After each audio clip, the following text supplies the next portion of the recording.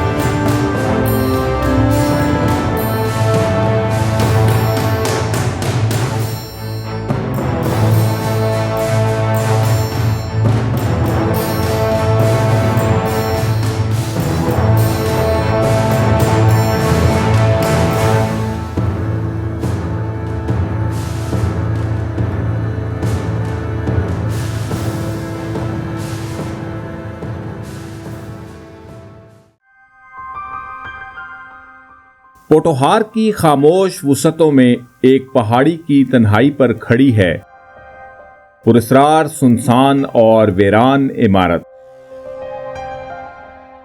न आसपास कोई बस्ती है और ना ही किसी रास्ते की आहट।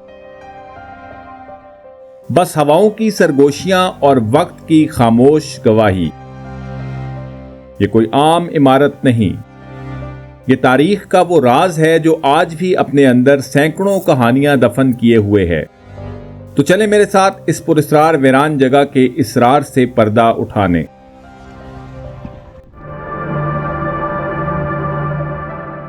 अब हम इस सड़क पर हैं जो इंजरा के कम आबाद कस्बे से होती हुई तराप और फिर हमें ले जाती है शाह मोहम्मद वाली के कस्बे में, इस सिमत जहां कहानियां इन रस्तों से ज्यादा पुरानी हैं और खामोशियां खुद अपनी दास्तान सुनाती हैं। इस वक्त हम दरिया स्वां के पुल से गुजर रहे हैं जो यहां से चंद किलोमीटर आगे अपने वजूद को सिंधु साई के सुपुर्द कर देता है। ये वही दरिया है जो पत्थर के कदीम इंसान के वजूद का गवाह है और इसके करीबी इलाकों से आज भी पत्थर के दौर के औजार और हथियार मिलते हैं।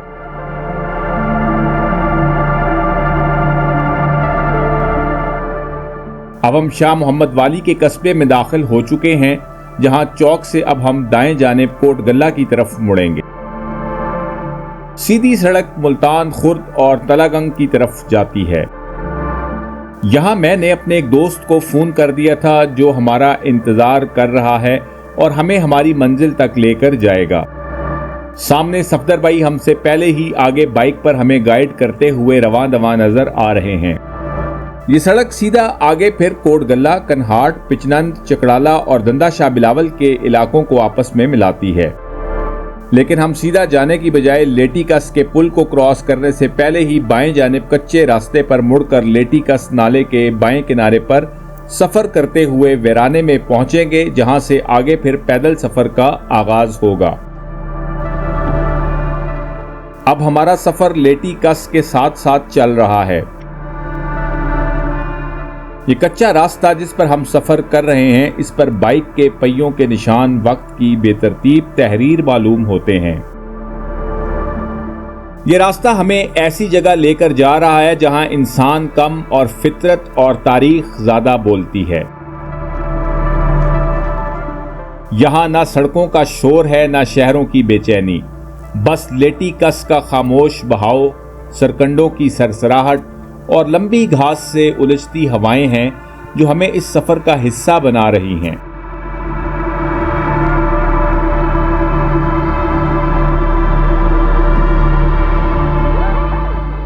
यहाँ कोशिश करें कि बगैर किसी मुकामी गाइड के खुद ना आएं क्योंकि रास्ता तलाश करना खासा मुश्किल है और घास और सरकंडों के दरमियान बिल्कुल पता नहीं चलता कि कहाँ जाना है।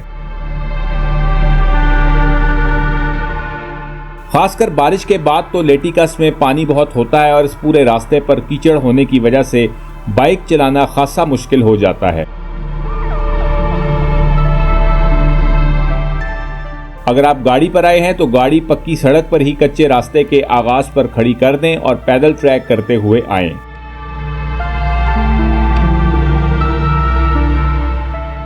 ये पूरा ट्रैक पक्की सड़क से आखिर तक जहां हमने जाना है तकरीबन 2 से 3 किलोमीटर के करीब है। ये छोटा सा ट्रैक बजाते खुद एक एडवेंचर है। इस वक्त हम जा रहे हैं जी सस्सी का कालड़ा, और बड़ा तारीखी मंदिर है और तकरीबन 8वीं सदी ईस्वी का ये बना हुआ है।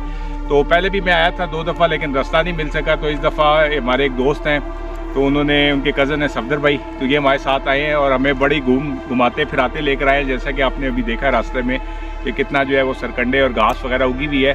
लेटिकस नाला है और इसके अंदर ये काफ़ी ज़्यादा घास वगैरह है, तो इसमें से होकर आना पड़ता है। अब ये पहाड़ी है, इसके ऊपर हम जाएंगे तो आगे चलकर आपको दिखाते हैं। चले जी सफदर। ਤੁਸੀਂ ਇੱਥੇ ਦੇ ਹੀ ਹੋ? ਅੱਛਾ ਅੱਛਾ, ਆਬਾਦੀ ਤੇ ਕਾਫੀ ਘੱਟ ਹੈ ਇੱਥੇ। ਇਹ ਲੇਟੀਕਸ ਹੈ ਕਿ ਮੰਜਿਆਲਾ ਕਸ ਹੈ? ਲੇਟੀਕਸ।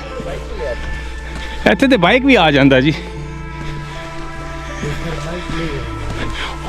ਅਸੀਂ ਤੇ ਬੜੀ ਬੜੀ ਪਹਾੜੀਆਂ ਤੇ ਚੜਾ ਦਿੱਤਾ ਜੀ। ਹਾਂ ਜੀ, अच्छा अच्छा अच्छा, हाँ हाँ हाँ बिल्कुल। मेरा ख्याल इस पहाड़ी के उत्ते है, इस पहाड़ी के उत्ते है ना। इस इलाके में ये पुरस्कार मंदिर क्यों, कब और कैसे तामीर किया गया, इसकी तफसील आगे चलकर मैं आपको बताता हूँ।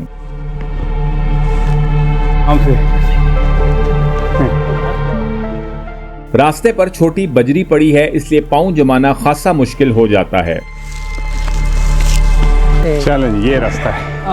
चलो जी आगे चलें। नहीं, मैं जरा वीडियो बना रहा हूँ, आप लोग निकलें।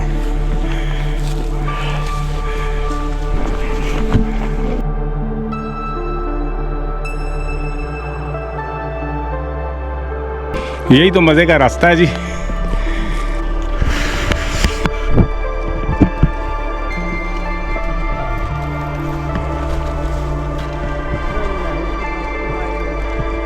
कंडे पड़े ने, नहीं मिलना था हमें जी। ये बिल्कुल एक क्लिफ सी है, एरोडेड प्रोट्रूडेड रॉक की रिज है ये जो निकली हुई है। तो इसके साथ साथ ये रास्ता ऊपर एस्कार्पमेंट के ऊपर जाता है। चलो जी,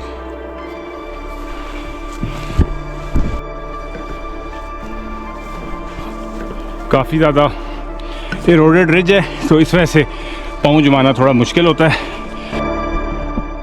आज भी इस इलाके में आबादी नहीं, और आज से तकरीबन 1200 साल पहले आप अंदाज़ा कर लें कि इस इलाके की वीरानी का आलम क्या होगा।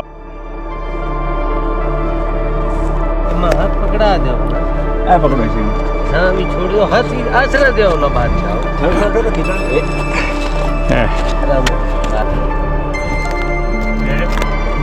चलो जी, मेहरबानी। नीचे कैसे उतरेंगे? उतर जाएंगे तो इजी है।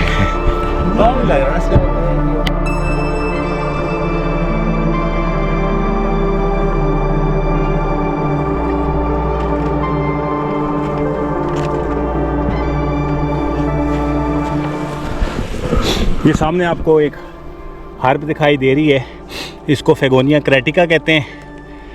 ये किंग ऑफ हर्ब्स कहलाती है और हर किस्म के कैंसर के सेल्स को ये ख़त्म करती है। कैंसर के इलाज के लिए सबसे मुफीद जड़ी बूटी है फेगोनिया क्रेटिका। इसको दमासा भी कहते हैं, तमिया बूटी भी कहते हैं, और मुख्तलिफ़ इलाकों में इसके मुख्तलिफ़ नाम है। तो इसकी जड़, इसके पत्ते, इसके कांटे, इसकी टहनियाँ और इस पे लगने वाले पर्पल कलर के फूल, ये तमाम किस्म के कैंसर्स को ख़त्म करते हैं।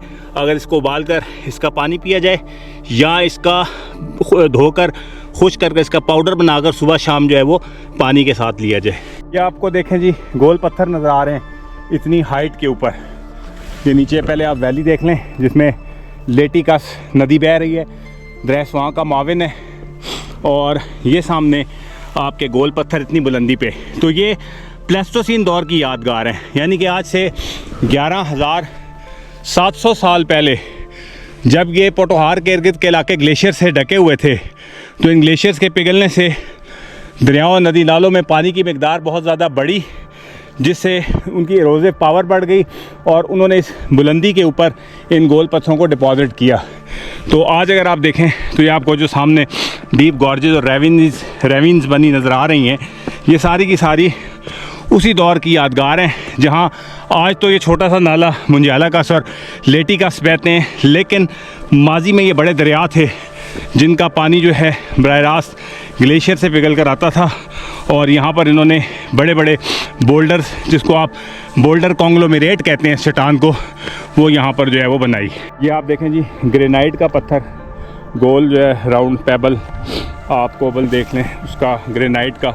तो पोटोहार में ये इग्नियस रॉक कैसे आई, तो मैं अभी आपको जैसा कि पहले बता रहा था कि ये जो दरिया थे शुमाल से आने वाले प्लेस्टोसीन दौर में, वो अपने साथ मटेरियल लेकर आए और उन्होंने यहाँ पर जो है वो सारा मटेरियल शुमाल से लाकर डिपॉजिट किया।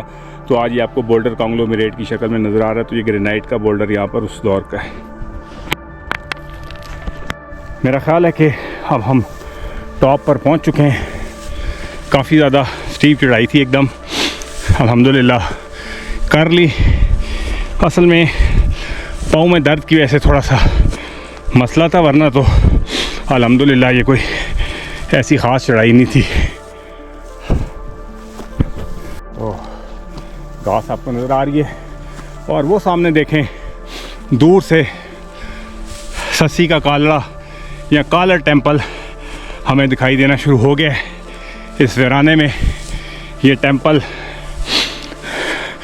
8वीं सदी ईस्वी में तामीर किया गया था। तो इस बुलंद टीले पर आज भी इसके ये निशानात बाकी हैं। हाँ, गर्मी है, धूप में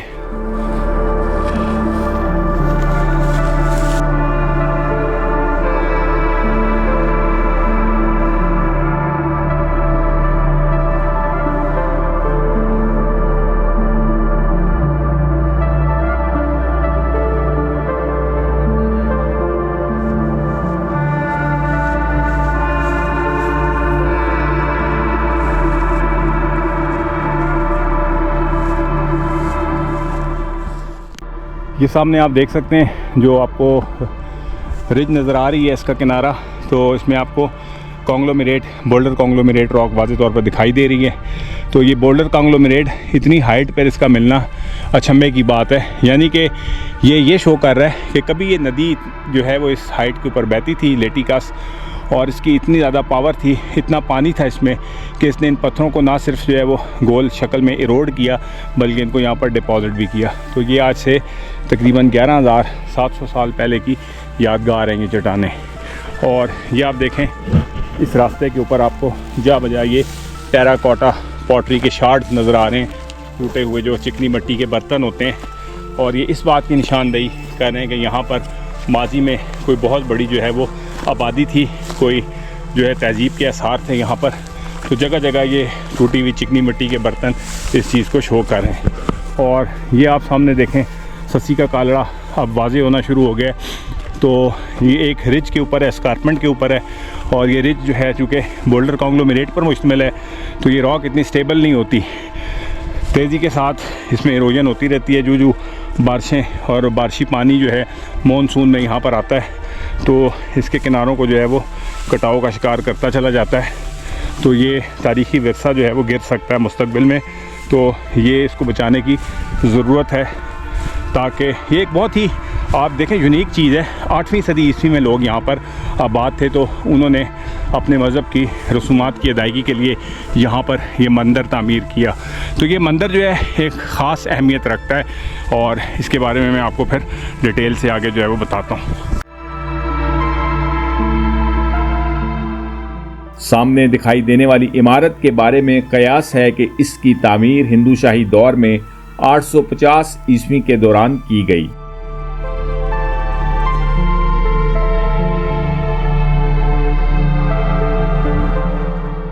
इसे सस्सी दा कालड़ा या सादा अल्फाज में कालड़ कहा जाता है और इसे सिंध के शहर बम्बोर की मशहूर लोक दास्तान सस्सी पुन्नू से जोड़ा जाता है, जो असल कहानी में धोबी की बेटी थी, लेकिन इस इलाके में इसको शहजादी बना दिया गया। जबकि पुन्नू जो मुकरान के इलाके केज का शहजादा था, यहाँ एक ऊंट बान में बदल जाता है।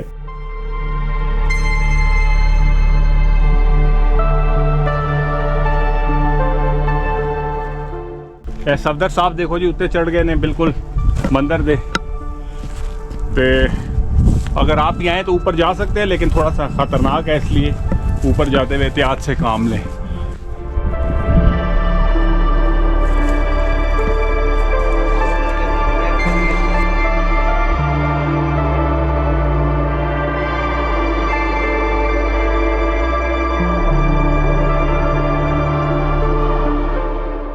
ये छोटा सा पुरस्रार मंदिर तलागंग की तहसील के इंतहाई शुमाल मगरबी कोने में वाक़े है, जहां ये मौसमी नदी लेटीकस के किनारे मट्टी और रेत के एक खस्ता हाल पहाड़ी सिलसिले की चोटी पर खड़ा है। ये इमारत दूर से ही दिखाई देती है और इसकी तामीर में भट्टे की पकी हुई ईंटें इस्तेमाल की गई हैं, जिनकी लंबाई 44 से 48 सेंटीमीटर, चौड़ाई 26 सेंटीमीटर जबकि मोटाई 5 सेंटीमीटर के करीब है। ये कोय नमक का हिंदू शाही दौर का वाहिद मंदिर है जिसमें तामीराती मवाद इस्तेमाल हुआ है, जबकि बाकी मंदिर जिनमें बलोट, टिलोट, माड़ी इंडस, अम्ब, कटास, मलोट और नंदना शामिल हैं, इनकी तामीर में चूने का पत्थर और कंजूर स्टोन इस्तेमाल किया गया है। इस लिहाज से ये बात अहम है कि सिर्फ इसी मंदिर को क्यों पक्की ईंटों से तामीर किया गया। ये सवाल आज भी माहिरीन असरियात के लिए एक मुइम्मा है। ये इमारत पहाड़ी के बिल्कुल किनारे एक ऊंचे चूने के पत्थर के चबूतरे पर कायम है और दाखिली रास्ता मशरकी सिमत में है, जहां कभी एक शानदार बरामदा मौजूद था जो बरसों पहले जमीन बोस हो चुका है। दरअसल मुसलसल कटाव और लूटर्स की गैर कानूनी खुदाई ने दाखिली रास्ते को इतना कमजोर कर दिया है कि अब पूरी इमारत के ढह जाने का खतरा मौजूद है। अंदरूनी हिस्से में मुकद्दस कमरे के फर्श को जुज़वी तौर पर खोदा जा चुका है, गालिबन खजाने की तलाश में, लेकिन खुशकिस्मती से दीवारें अब तक कायम हैं, जिनके ऊपर महकमे आसार कदीमा ने सीमेंट और लोहे का गुंबद लगा दिया है। अगरचे कालर मंदिर की आराइश मजमूई तौर पर कोहे नमक के दीगर मंदिरों जैसी ही है, लेकिन इसमें दो गैर मामूली खसूसियात पाई जाती हैं। एक तो अंदरूनी हिस्से में गुंबद के नीचे चेकदार नक्शो निगार की पट्टी बनी हुई है, जबकि दूसरी तरफ बैरूनी दीवारों पर निहायत नफीस और खूबसूरत 2 सतही फूलों के नकूश हैं। ये फूल दरअसल सूरज की अलामत समझे जाते हैं, जो ईरान से आने वाले सूरज परस्त मुसाफिरों या महाजरों के जरिए ईसवी दौर के आगाज में बरसगीर में मुतारिफ हुए। हिंदू संग तराश के लिए ये नक्शो निगार अपने गैर वेदी असल के बावजूद दिलकश आराइश रखते थे, इसलिए इन्हें मंदिर की तज़यीन का हिस्सा बना लिया गया। लेकिन दिलचस्प बात यह है कि ये नक्शो निगार सिर्फ इसी मंदिर तक ही महदूद रहे और कोहे नमक के बाकी मंदिरों में ये मौजूद नहीं हैं। तीनों बैरूनी दीवारों पर इसी दौर के राइज तर्ज तामीर के मुताबिक ताक बने हुए हैं, जिनके ऊपर सहपति ताज ट्रीफॉइल बनाए गए हैं। इनको माहिरीने आसार कदीमा बुद्ध मत के स्तूपा की अलामती सूरत करार देते हैं। इनके इतराफ पर मुरब्बा सतून हैं, जिनके ऊपर नक्शदार सिरे बने हुए हैं और इनके ऊपर पूरे मंदिर के गिर्द मुसल्लसी नकूश की पट्टी है। मंदिर के करीब ही पहाड़ी पर इर्द गिर्द घरों की तबाहशुदा बुनियादें और पकी हुई मिट्टी के बर्तनों के टुकड़े भी बिखरे पड़े हैं। मंदिर की तारीख का अंदाजा यहाँ मिलने वाले सिक्के से किया गया है, जो 8वीं सदी ईस्वी के आखिर में हुक्मरानी करने वाले बादशाह वेंकादेवा के दौर से ताल्लुक रखता है। बाज़ माहिरीन का ख्याल है कि शायद ये मंदिर इतना पुराना नहीं और शनीद है कि इसकी तामीर 10वीं सदी ईस्वी में की गई, क्योंकि इस वक्त तक भी वेंकादेवा के दौर के सिक्के यहाँ पर राइज थे। बहुत पक्का बनाया जी, देखो ना, थोड़ा जिहा टह गया साइड तो पहाड़ कट रहे हैं ना, कटाव हो रहा है इसका, वरना बाकी तो माशाल्लाह है। मेरा ख्याल है बाद में बना के इन्होंने इसनूं बचाया, नहीं तो सारा गिर जाता। ये आप देख सकते हैं कि इसको जो है वो रिस्टोर करने की कोशिश की है। नीचे से आप देखें कि यहाँ पर ये जो आपको खुदाई नज़र आ रही है, ये जो है वो ख़जाना तलाश करने वालों ने खुदाई की है कि शायद कोई यहाँ से हमें चीज़ मिल जाए, लेकिन इससे इसकी बुनियादें कमज़ोर हो गई हैं मंदिर की, और इसका जो डूम है वो क्रम्बलिंग स्टेट में था। तो ये लोहे के गार्डर डालकर, पिलर डालकर इसको जो है वो बचाने की कोशिश की गई है। ये आपको मैं अंदर से दिखाता हूँ। ये इसका जो है वो आप देखें डूम है, और इसमें बग़ैर किसी कंक्रीट के, बग़ैर किसी जो है वो सरिये के इसको जो है वो जोड़कर ईंटों को सिर्फ कर्व देते हुए ऊपर ले जाया गया पत्थरों को, और फिर इसके ज़रिए से इसको तामीर किया गया। इसी तरह इसको रीइंफोर्स करने के लिए बीच में ये लकड़ी लगाई गई है। हो सकता है शीशम की लकड़ी हो, क्योंकि शीशम की लकड़ी काफ़ी देर पर पायदार साबित होती है और इस इलाके में पाई भी जाती है। या हो सकता है कि ये फिर जो है किसी और मजबूत दरख्त जो या लोकल तौर पर पाया जाता है, जिसमें आप जो है लाई है या फिर जो है वो कीकर है, उसकी भी हो सकती है। या ये भी हो सकता है कि कश्मीर से दियार या दूसरी लकड़ी लाकर यहाँ पर लगाई गई हो, क्योंकि ये जो टेंपल है ये कश्मीरी स्टाइल का है। ये देखें कितना ज़बरदस्त जो है वो लाइमस्टोन के ऊपर कार्विंग की गई है। दोस्तों, आपने ये पूरा इलाका देखा। हमने लेटी कस के किनारे आपको एक बहुत ही तारीखी इमारत दिखाई जो अब लबू हाली का शिकार है, और वक्त की गर्द के साथ साथ ये भी जो है वो माजी का हिस्सा बनती चली जा रही है। ज़रूरत इस अमर की है कि इस खूबसूरत तारीख़ी विरसे को जो है वो महफूज बनाया जाए, ताकि ये जो इलाका है इतना बैकवर्ड है, यहाँ पर लोग टूरिस्ट आएँ और इस इलाके का सॉफ्ट इमेज डेवलप हो, लोगों को रोज़गार मिले, लोग गाइड के तौर पर आए, यहाँ पर होटल्स बने।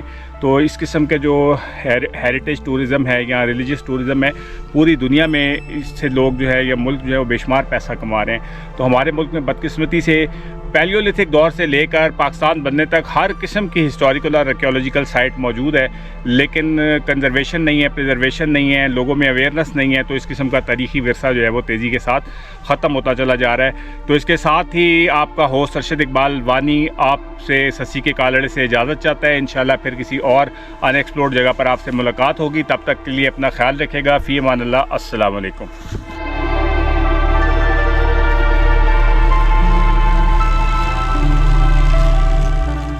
वापसी पर सफदर भाई के इसरार पर हम उनके घर की तरफ रवाना हुए।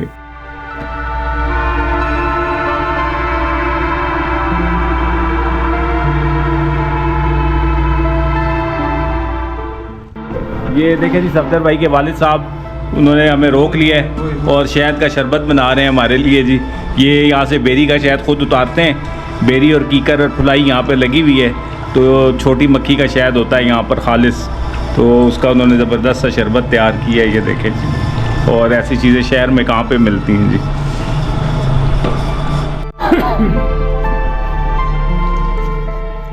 शहद के शरबत में दूध डालकर उन्होंने एक बेहतरीन मशरूब तैयार कर दिया।